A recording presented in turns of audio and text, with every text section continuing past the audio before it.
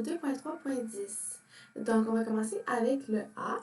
Dans le fond, dans le A, on veut chercher la distance entre l'objet et le miroir. Donc, comme vous pouvez voir, j'ai fait un petit schéma ici où est-ce que j'ai écrit les informations qu'on avait déjà. Donc, on a le rayon de courbure du miroir qui est de 30 cm et on a la distance entre l'image et le miroir qui est de 240 cm. En fait, il nous le donne en mètres, mais je l'ai mis en centimètres pour que ce soit plus simple. La première étape qu'on va faire, c'est trouver la distance focale. Donc, le rayon, c'est 2 fois la distance focale. Donc, si on veut trouver la distance focale, on fait le rayon divisé par 2. Donc, dans ce cas-là, c'est 30 cm divisé par 2, ça nous donne 15 cm. J'aurais pu ne pas faire ce calcul, mais c'est important de mettre toutes ces démarches. Donc, ensuite, on va calculer la distance entre l'objet et le miroir avec cette formule-là ici. 1 sur F est égal à 1 sur P plus 1 sur Q. Là-dedans, l'inconnu, c'est le P. Donc, on va tout de suite l'isoler. Ce qui va nous donner c'est comme ça. Ensuite, on va rentrer les valeurs. Qui est 15 cm moins 240 cm.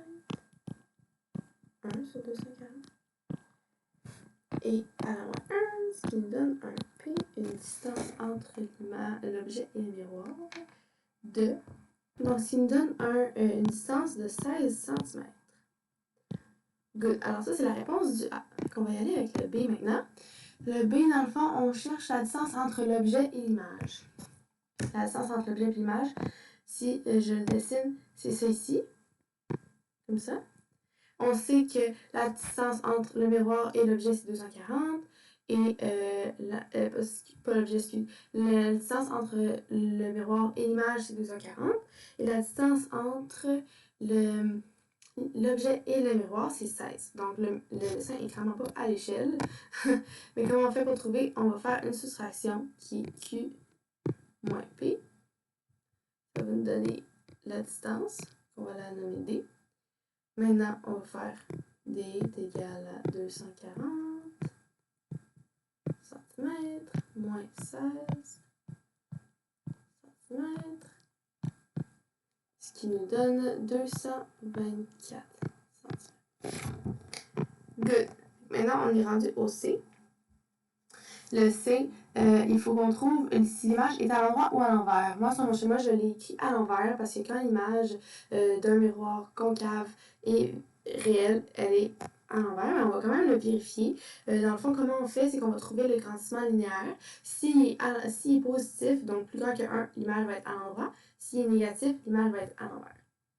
Donc, on sait que G, comme je l'écris ici, G est égal à ça. Donc, moins Q sur P. Ça va tout de suite donner la réponse de D, dans le fond, qui est le grandissement linéaire. Donc, on va faire moins 16. Non, excusez, c'est pas moins 16, c'est moins 240. Oups. Moins 240 cm sur 16 cm. Oh!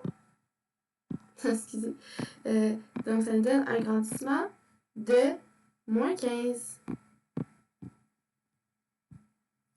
Fait que ça, vu qu'il est négatif, ça veut dire que l'image est à l'envers. Et la réponse du D, ça va être un grandissement de moins 15. Donc, puisque il est négatif, ça veut dire qu'il est à l'envers. Et puisque le chiffre en...